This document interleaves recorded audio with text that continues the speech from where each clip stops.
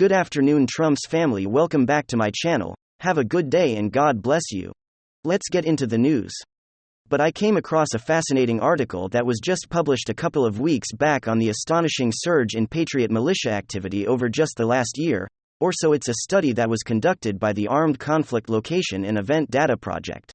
And the report is entitled, From the Capitol Riot to the Midterms, Shifts in American Far-Right Mobilization Between 2021 and 2022.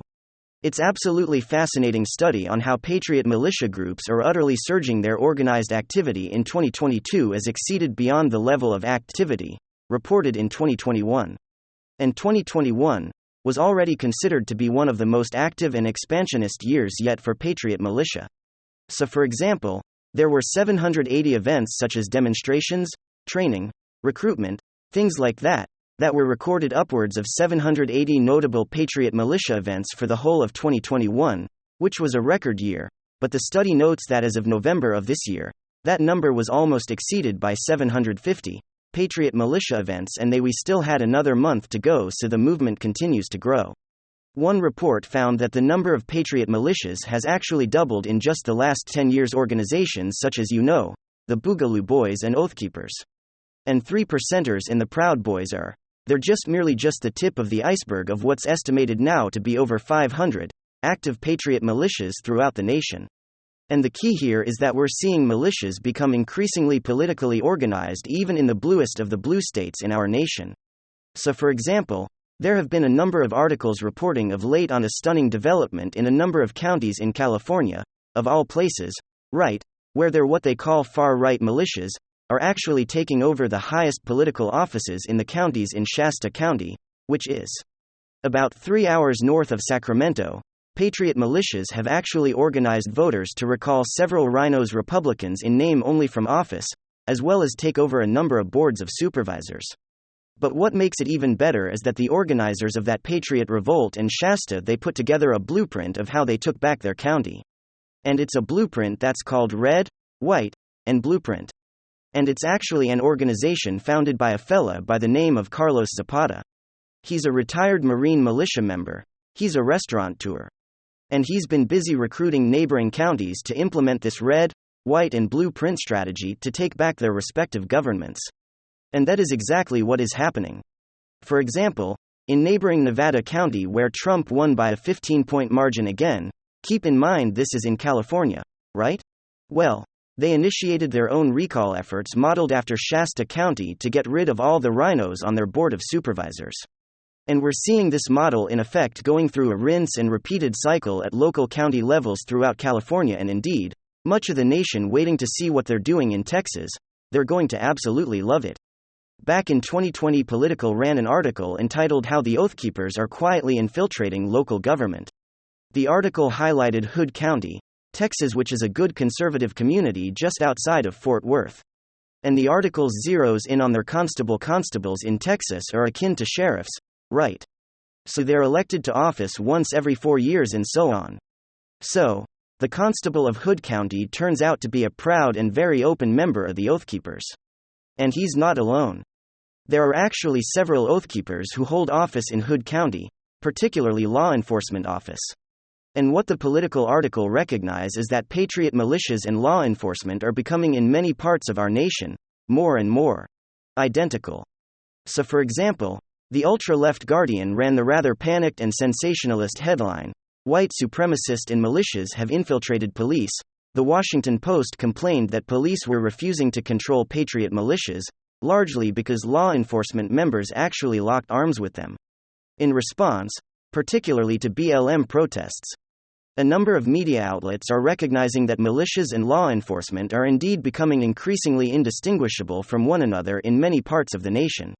So from organizing political activities to winning seats in boards of supervisors in various counties throughout the nation to actually providing official law enforcement from California to Texas and everywhere in between, patriot militias are becoming more and more involved in American civic life than ever before. So obviously, the question is, why is this what's going on here? Well, in many respects, what we have to understand is that all of this sudden concern in the media about the rise of far-right militias, and their taking over county governments and law enforcement really is all too little too late.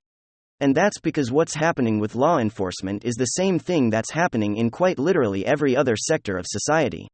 It's the rise of what's historically been called a parallel politics. It's basically, as you know, an alternative world or economy that represents an alternative or parallel world to the woke institutions that work together to suppress free speech and the patriotic values of faith, family, and freedom. We're, of course, seeing the rise of alt-tech.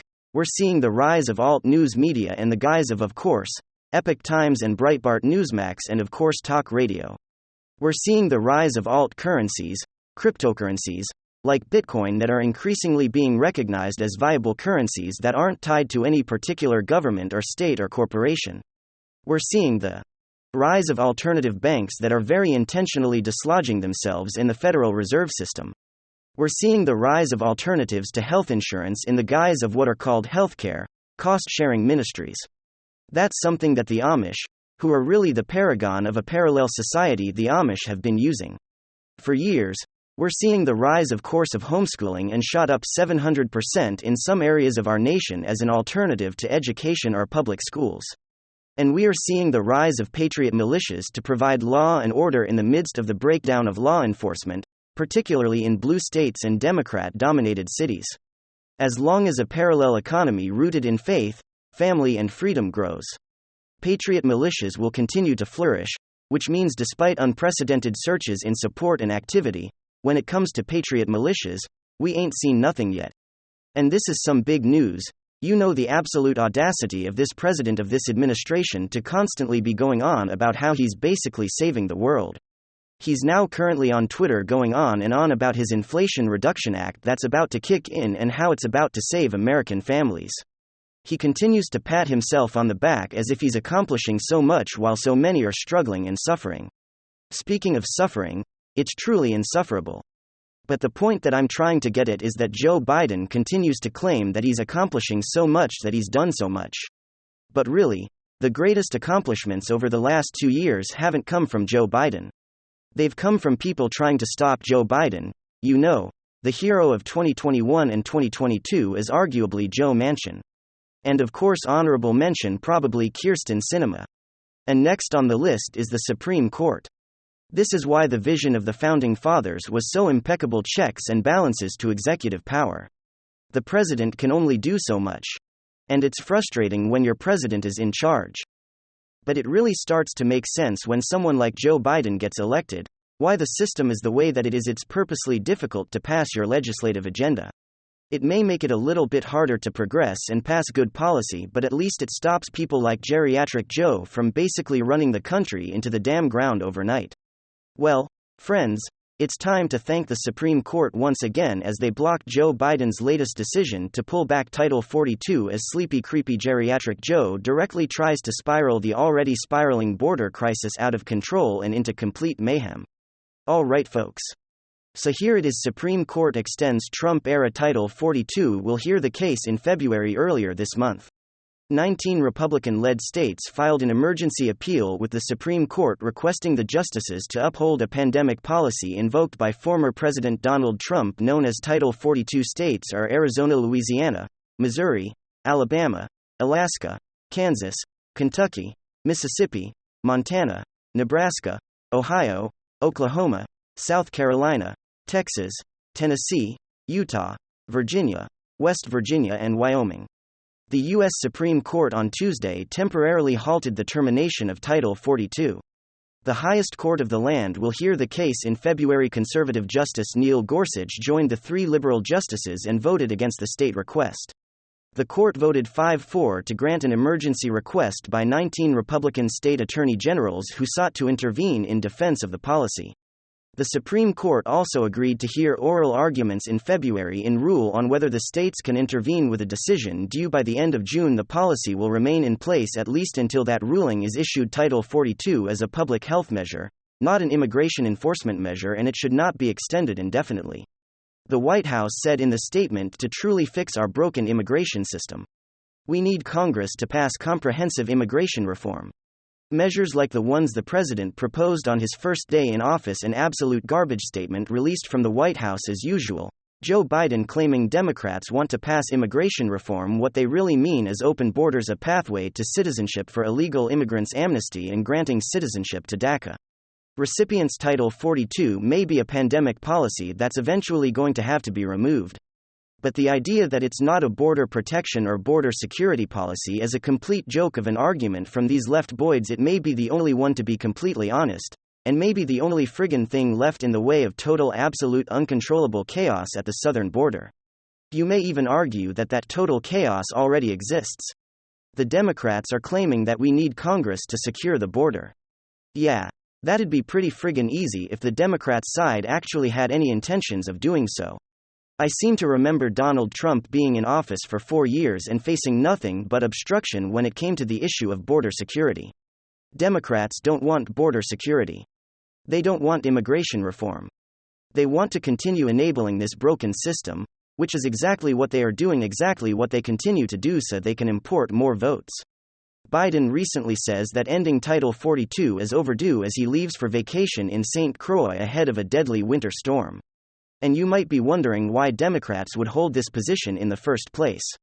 We're seeing a crisis at the border with over 2 million apprehensions a year and possibly over 1 million getaways, estimated people working illegally under the table in the American economy, siphoning American dollars and sending them abroad.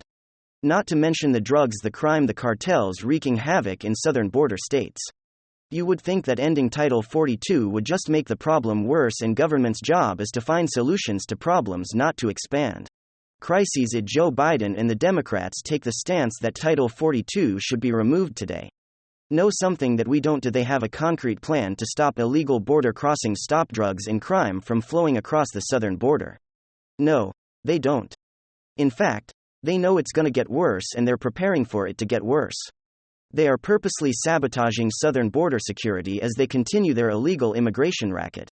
Biden's welcome mat for illegal migrants sprawling. 10 city springs up outside El Paso ahead of Title 42 expiring, and chaos at the border. I got the photo right over here. All of a sudden, as Title 42 is expected to expire, as Joe Biden is claiming it's overdue that we entitled 42, the federal government springs up a tent city in El Paso. They are preparing for the increase in illegal immigration. Your taxpayer dollars aren't being spent to protect the sovereignty of the United States, to stop illegal immigration, and to respect those who are trying to get into the country legally. Actual immigration reform, enforcing your borders and creating a real legal process for qualified individuals to come into the country and add to the country's economy rather than take away no federal dollars. Your taxpayer dollars are being spent on springing up tent cities as Joe Biden plans to exacerbate the crisis, and of course, who has to pay for it? You, not just with your tax dollars, but with general community safety as well.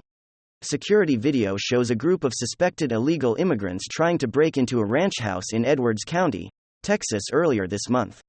House is about 50 miles inland from the border. Property owner tells me that this has happened before and she has spent $13,000 upgrading security. Violent crimes, drugs, vandalism, cartels break in, squatting in people's homes, human smuggling, human trafficking, the suffering and the abuse of especially young women and children. This is what Democrats are creating and enabling. I almost feel like it's wrong to focus on the tax cost of Democrat border policies or this Democrat border crisis. It feels like the real cost is a human cost. These Democrats know exactly what they're doing as they continue to incentivize illegal immigration with their rhetoric, as they continue to push their ridiculous woke policies of free everything for everyone, even illegal immigrants, non-citizens of the nation, and as they continue to push this lie that somehow being an economic migrant fleeing your nation seeking a better economic future in the United States somehow qualifies you for refuge, makes you a refugee. It's incorrect. It's a lie. It's false marketing, and it's marketing that the cartels are banking on, quite literally. But of course, in conclusion, none of this is anything that you haven't heard before. Democrats simply doing Democrat things, and thankfully enough, there's checks and balances built into the system as Republican states in the Supreme Court put a halt, although a temporary halt, to Biden's destructive actions. Thank you very much. WWG1WGA. Hit the like button. Hit the subscribe button to watch the next episode. Goodbye. God bless.